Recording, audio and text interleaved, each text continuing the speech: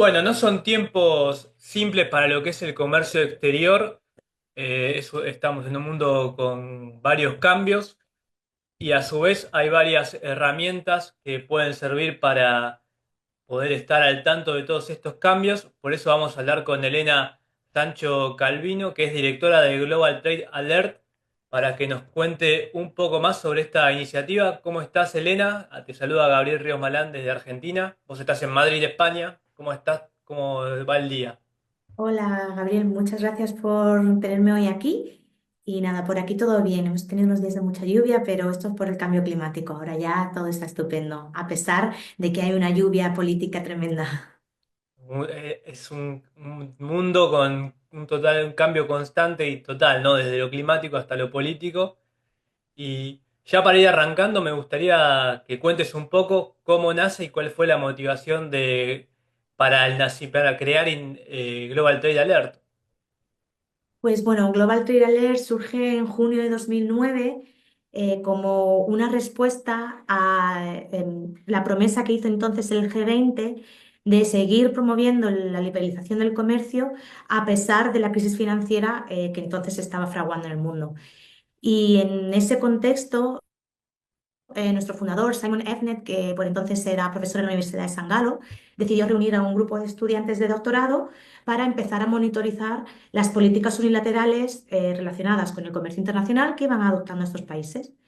Desde entonces, pues nosotros ya no somos una organización que depende de la universidad, sino que desde 2021 formamos parte de la St. Gallen Endowment for Prosperity Through Trade, que es una organización sin ánimo de lucro con base en Suiza. Y bajo esa organización hay otras iniciativas similares que lo que buscan es promover la transparencia y generar comercio y prosperidad económica a través del comercio, básicamente. Elena, y con tantos cambios y tantas modificaciones que hay en el mundo del comercio internacional, ¿cómo ustedes recopilan y verifican los datos que publican? Pues bueno, nosotros desde siempre tenemos una forma de trabajar un poco peculiar, porque por un lado utilizamos la tecnología más puntera y esto lo combinamos con el conocimiento de un equipo de expertos en la materia. Y lo que hacemos es que gracias a esta combinación somos capaces de revisar miles de políticas comerciales cada año y aquellas que pasan las condiciones para ser reportadas en la base de datos, básicamente siguen nuestra metodología, pues el equipo las clasifica siguiendo una taxonomía concreta. Que siempre es la misma, por lo que los datos al final se recopilan de forma estandarizada. Una vez se ha clasificado esa política, lo que hacemos es que se revisa por dos expertos más. Entonces, esta revisión en dos pasos otorga una mayor fiabilidad a la información que se está recopilando. Y bueno, ya para complementar esto, hay pequeña información que nosotros utilizamos, que tenemos que hacer unos cálculos estadísticos y la información para hacer eso lo utilizamos de las estadísticas públicas que están por la agencia de la ONU, Trade. Entonces, así es como nosotros identificamos los países que se ven afectados por la política que hemos reportado, así también como sectores de la economía que se pueden ver también afectados por esa, pues tanto o liberalización o barrera comercial que se ha adoptado. Elena, en tiempo más o menos, ¿cuánto les lleva a chequear una información entonces?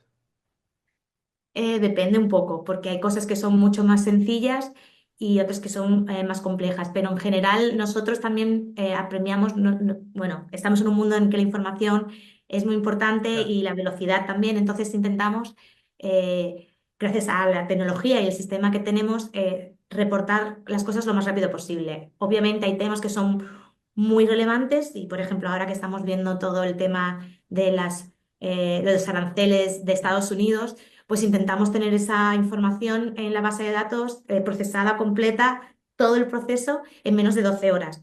Pero hay cosas que se demoran un día, dos o mucho más. Depende de lo que podamos. Pero somos un equipo, Claro. tampoco tenemos recursos ilimitados. Perfecto. Y si tuvieras que marcar las principales diferencias entre de Global Trade Alert con otras fuentes de información respecto a lo que es comercio internacional, ¿cuáles serían? Yo destacaría cinco aspectos concretos que creo que hace que Global Trailer sea un poco diferente que muchas otras fuentes que hay. La primera es que nosotros somos una base de datos de acceso público, es decir, nuestra información es gratuita y cualquier usuario puede acceder a toda la base de datos completa. Por otro lado, nosotros utilizamos fuentes que en el 98% de todo lo que hay en el contenido de la base de datos es oficial primaria, es decir, es la legislación del gobierno que nos la hemos leído entera. Entonces, alguien no se tiene que leer 300 páginas porque nosotros la hemos resumido en una entrada bastante asequible para entender. Y esto da mucha fiabilidad a la información. Luego, también tenemos continuidad desde junio de 2009, nuestra iniciativa no se ha visto ininterrumpida en ningún momento, es decir, siempre hemos estado monitorizando. Esto permite poder hacer análisis en el tiempo, porque podemos ver la trayectoria y la evolución de diferentes políticas, gobiernos, barreras comerciales, instrumentos, etcétera, etcétera. Otro aspecto a destacar es que nosotros no dependemos, como otras fuentes, de que los gobiernos nos notifiquen, ¿no? Hay fuentes gratuitas que hacen cosas similares a nosotros, pero ellos dependen de que los gobiernos le notifiquen lo que han adoptado. Bueno, hay gobiernos que son mucho más proactivos, otros que no lo son tanto. En nuestro caso, nosotros acudimos a la fuente directamente, es decir, nosotros estamos constantemente monitorizando la política comercial de todos los países que monitorizamos. Y por último, creo que hay un aspecto que también es muy, muy relevante, muy importante, es que nosotros somos una fuente neutral. Y cuando digo neutral es que nosotros no tenemos una afiliación política Mm. ninguna, y por ello los gobiernos da igual que sea de una ideología o de otra, y siga una economía más de mercado o menos de mercado, nos aceptan porque no emitimos juicios de valor respecto a si algo está bien o está mal, sino solamente comparamos, analizamos en función de las reglas de comercio multilateral. Y si algo pues, no cumple las reglas de comercio multilateral, ¿no? Las leyes, pues realmente entra en la base de datos porque es una medida unilateral que debe ser reportada, que supone una barrera comercial o una liberalización de la barrera comercial. Elena, ya del 2009 pasaron casi, bueno, 16 años prácticamente. ¿Y cómo crees o cómo ves que ha influido Global Trade Alert a lo que es la transparencia de políticas comerciales a nivel internacional? Bueno, pues nosotros creo que hemos aportado un acceso a información democratizado, y esto lo han agradecido tanto gobiernos como organismos multilaterales, organismos internacionales, porque esto facilita el acceso a la información para poder hacer análisis y poder ver qué está ocurriendo.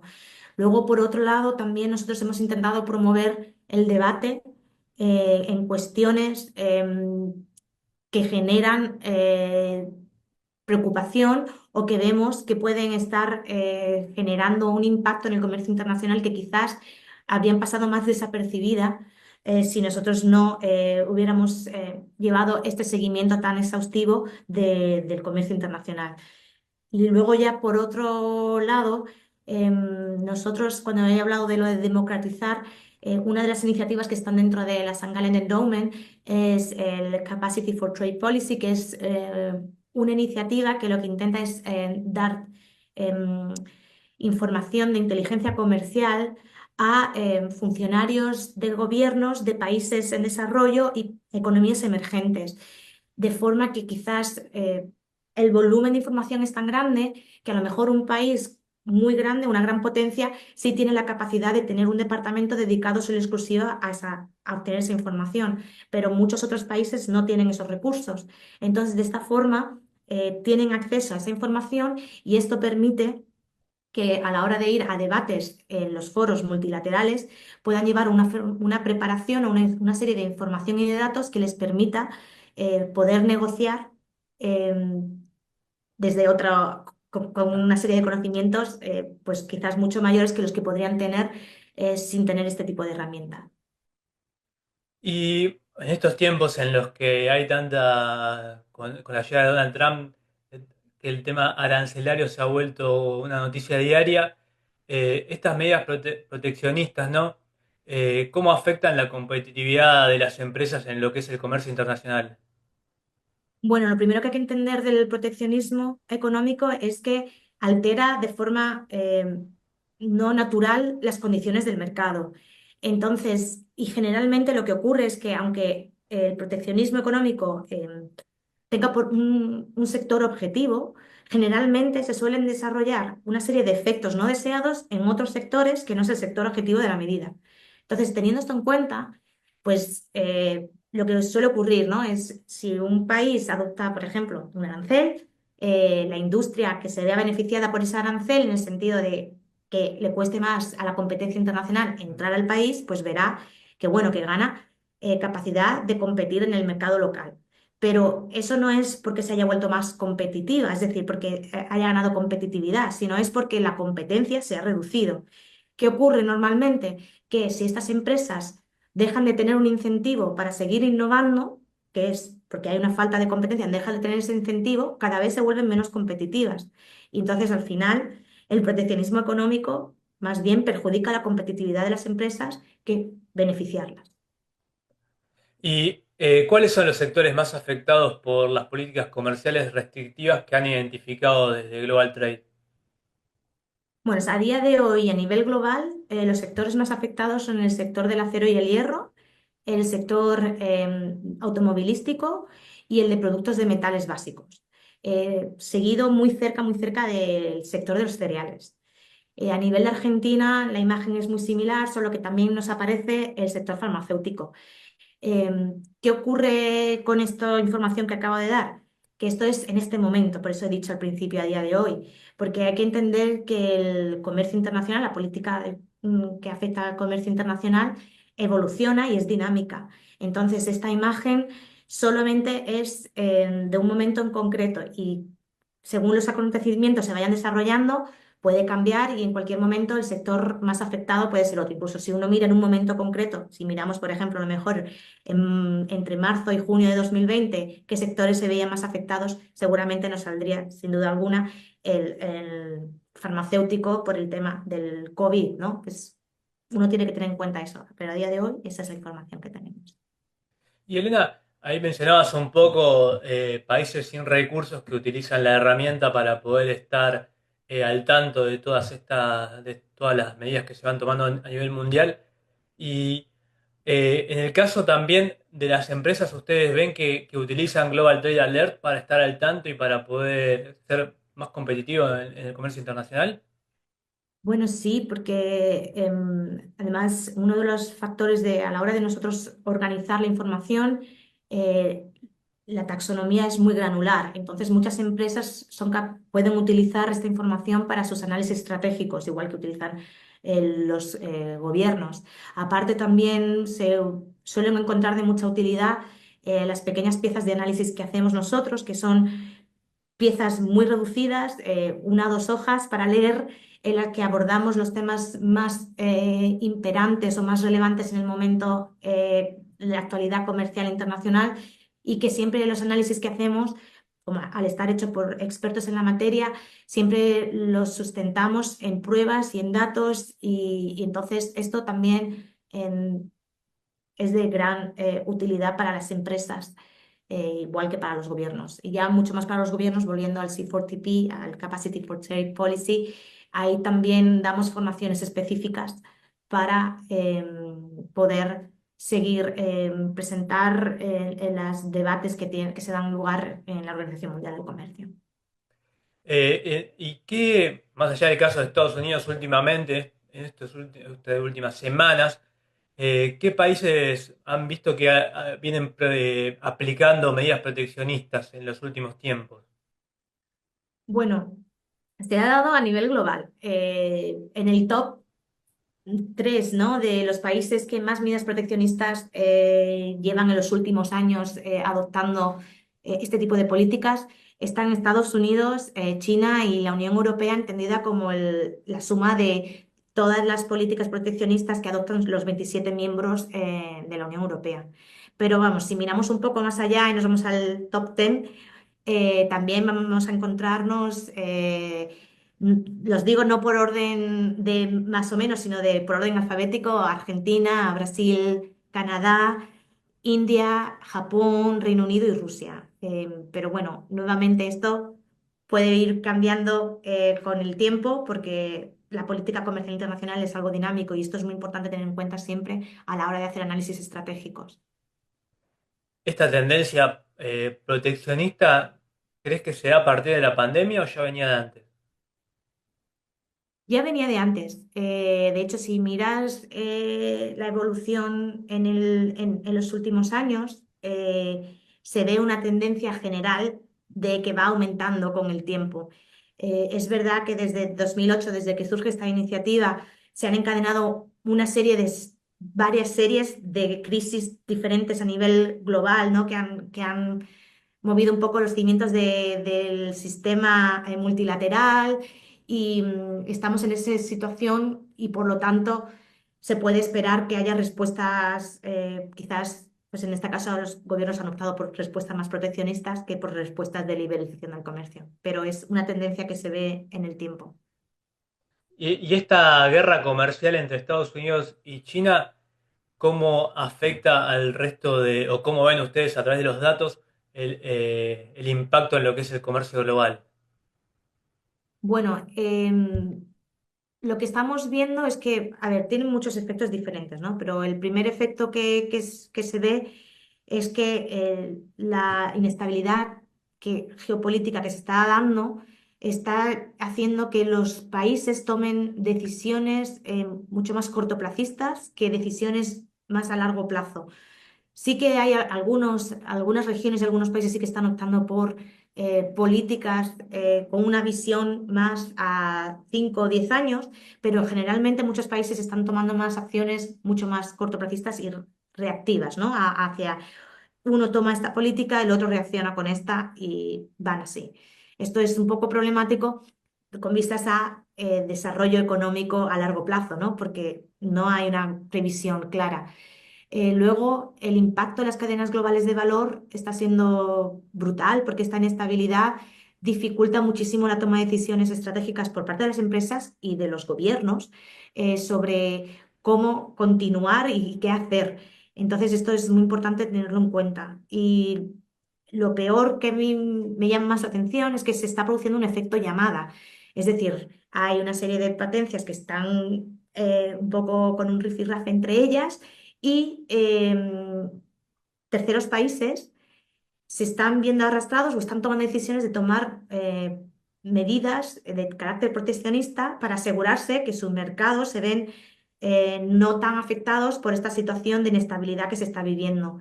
Entonces, yo aún así me gustaría en así decir, ¿no? Que afortunadamente no todo es así, sino que hay algunos países que están viendo que puede haber una reglobalización, que los momentos de crisis también pueden servir para promover una visión diferente y para promocionar la liberalización del comercio. Y, por ejemplo, una región que está apostando fuertemente por esto es África. Firmaron hace unos años el Tratado Continental Africano de Libre Comercio, porque lo que está intentando es aprovechar la oportunidad de su propio mercado interno, ¿no? Que es de 1.300 millones de personas, para seguir promoviendo y seguir generando comercio, porque al final, desde miles de años, el comercio ha generado prosperidad económica y es una oportunidad para muchos países, a pesar de lo que algunos estén a lo mejor empeñados en decir que no es el momento, pero la liberalización económica ayuda a la prosperidad económica. Te quiero llevar un poco a lo que es zonas francas, zonas económicas especiales. Eh, Se ha demostrado, o está el caso, por ejemplo, de China, que ha sido una herramienta clave para el desarrollo.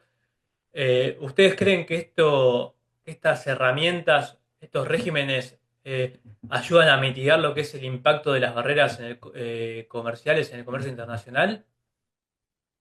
Bueno, en el caso de China, para China le ha venido muy bien, porque China se ha convertido durante mucho tiempo ha sido un hub industrial, y le ha venido muy bien para el tema del comercio, sobre todo de bienes para la exportación y para la importación a la hora de facilitar eso, pero esas zonas francas también China las ha ido apoyando con una serie de Mm. medidas que ayudaba a al que el impacto de esas zonas francas fuera mucho mayor. De hecho, también muchas de estas zonas le ha ido metiendo políticas para promover innovación, para promover desarrollo de ciertas industrias.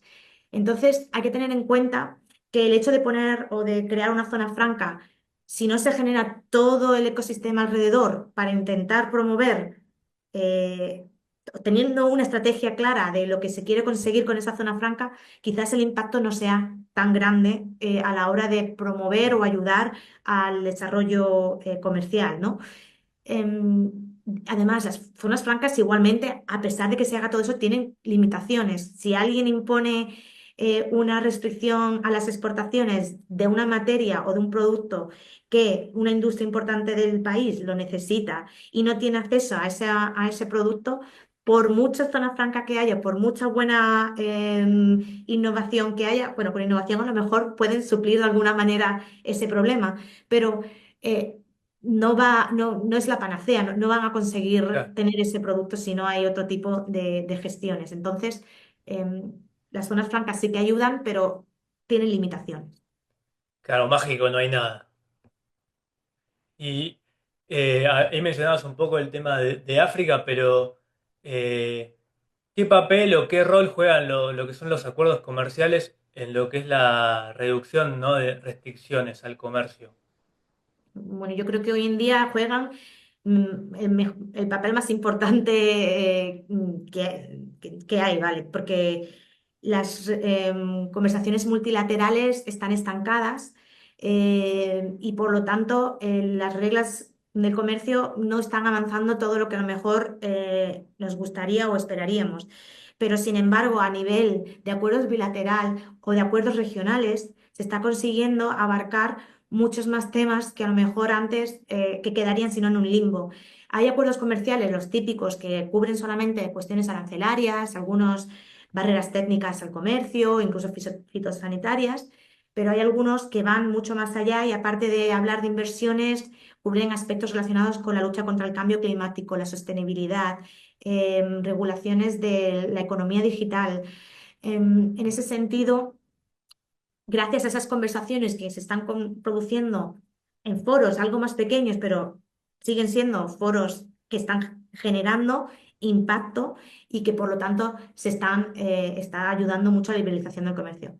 Eso sí, siempre y cuando las partes implicadas en los acuerdos decidan seguir manteniéndolos, ¿no? Porque lo que estamos viendo con Estados Unidos es que a lo mejor Claro. no siempre se está dando ahora el caso de que a pesar de tener un acuerdo comercial, hay una parte que decida no infringir el acuerdo. Sí, habría que ver qué pasa también con el acuerdo Mercosur-Unión Europea. Totalmente. Como he dicho antes, es una gran oportunidad para ambas regiones para facilitar mucho el comercio, sobre todo cuando se tratan temas de barreras comerciales no tradicionales como son las barreras técnicas fitosanitarias. Puede ser una gran oportunidad para ambas regiones, la verdad. A partir de la pandemia se empezó a hablar, ¿no?, de los cambios en lo que son las cadenas de suministro globales. Me gustaría saber cuál es el rol que juegan las políticas comerciales en estos cambios.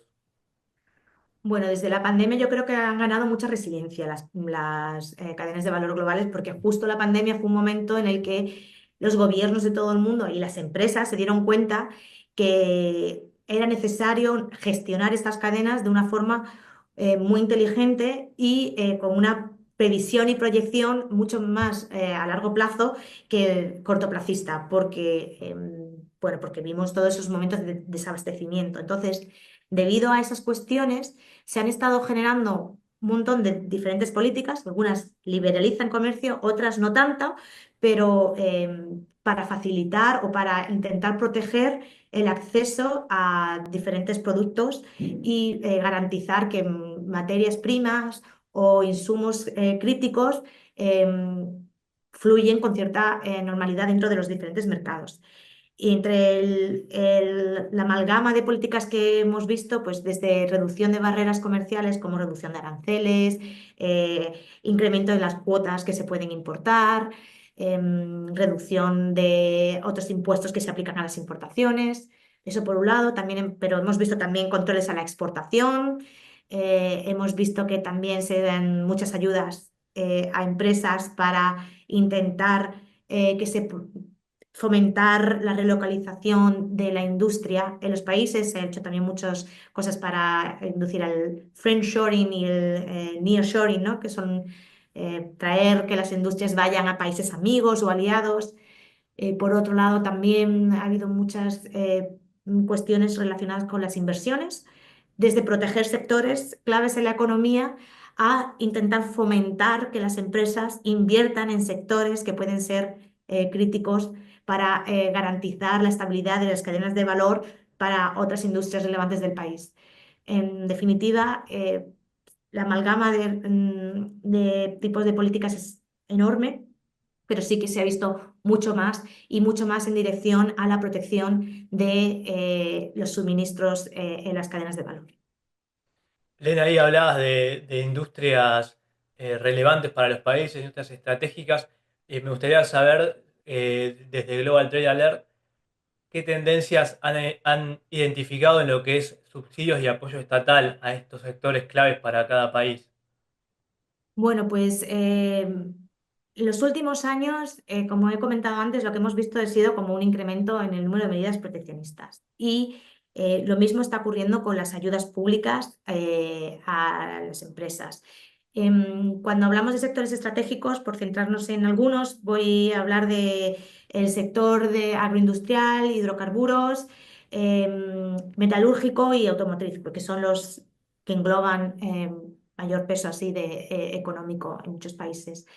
Entonces, lo que vemos ahí, ¿no? Y mirando los últimos años, los últimos 10 años en los datos de GTA, lo que vemos es que se ha producido una aceleración, es decir, cada vez hay más y se adoptan, cada año van multiplicándose, eh, que estos sectores engloban el 79% de todas las ayudas que se han estado dando los últimos 10 años, es decir, ocupan más de tres cuartas partes de todo lo que se ha estado otorgando. El agroindustrial, el 41% de todo, así que es bastante, tiene mucho peso. Y luego, al mirar estos últimos 10 años, a mí me han parecido curioso tres tendencias que creo que son relevantes de destacar. La primera es que en lo de los referente a los hidrocarburos, a pesar de la apuesta por la transición ecológica y la transición energética, se ha visto que cada año reciben más y más ayudas, llegando a 2023 con un pico enorme, quizás producido por el tema del problema del desabastecimiento por las sanciones a Rusia, Claro. pero en 2023 llegó a un pico muy alto. Em, Luego también en el sector agroindustrial sí que hay dos momentos que se ven unos picos, los datos que sobresalen, que coinciden con la pandemia, el primer año de pandemia en 2020, y luego con 2022, cuando empieza la guerra entre Rusia y Ucrania, donde también hubo un momento de desabastecimiento de cereales a nivel mundial, una crisis alimentaria importante, y ahí también se ve los dos picos de datos de una actividad fuera de lo normal o fuera de la tendencia. Y también en lo que respecta al metalúrgico y el automotriz, lo más relevante, y creo que es que ahora está de actualidad, es que se ven dos periodos que toman mucho y uno coincide justo con la administración Trump primero y el siguiente es justo el año posterior de la pandemia, o sea, a partir de 2021, entre 2021 y 2023, ese momento de recuperación de la industria, ¿no? Donde que había habido un bajón tremendo económico, se habían parado, también paralizado muchos proyectos internacionales, la movilidad, etcétera, Mm. y ahí se vuelve a ver otra vez otro repunte en el crecimiento de estas medidas. y en líneas generales lo que se ve es que cada vez más las ayudas públicas están tomando un papel muy relevante lo que respecta al comercio internacional y por lo tanto desde GTA, igual que otros organismos internacionales, estamos intentando promover más el debate en los foros internacionales sobre qué impacto tienen estas medidas en terceros países y en otros países para intentar entender bien e intentar gestionar bien este tipo de políticas. O sea, se ve un Estado más presente en el fomento del comercio internacional. Cada vez tiene más presencia, sí, cada vez está tomando como instrumento comercial las ayudas públicas cada vez están tomando más relevancia y cada vez están más presentes en el comercio, sí. No solo para restringir y poner aranceles, ¿no? Sino para fomentar las exportaciones. También para fomentar las exportaciones, se están haciendo desde las dos áreas. La última que te hago es, pensando de acá a 5 años, es difícil, ¿no? Con todos los cambios que hay constantemente, pero ¿imaginás un comercio internacional más libre o cada vez con más restricciones? Bueno, yo me he puesto de verde porque nosotros en GTA las cosas que se liberalizan, las señalamos con el color verde, como un semáforo, los que restringen lo ponemos rojo. Quiero pensar que se va a producir una ola de reglobalización en ese sentido, porque va a haber una serie de regiones y de países que hasta ahora no estaban a lo mejor tan involucradas en el comercio internacional, que a pesar de esta crisis se van a ver beneficiadas y van a querer seguir participando, no van a querer seguir, sino que van a ser más empujadas y la van a ayudar a participar mucho más del comercio internacional por el potencial que tienen tanto sus mercados como sus países en sí, la producción, y esto va a conseguir idealmente que poco a poco vayamos viendo un aumento en las medidas de liberalización de comercio. Además, visto lo visto con lo que está ocurriendo con Trump, muchos países están optando también por acelerar la firma de tratados bilaterales y multilaterales para facilitar el comercio. Es decir, creo que no todo está perdido, creo que todavía hay muchos gobiernos que están apostando por seguir generando prosperidad a través del comercio.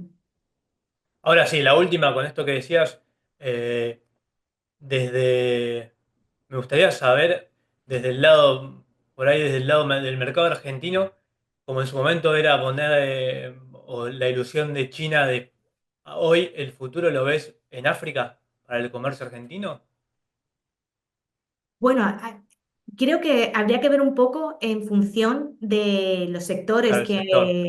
porque esto depende, las oportunidades vienen en función del producto y el sector que se quiera fomentar.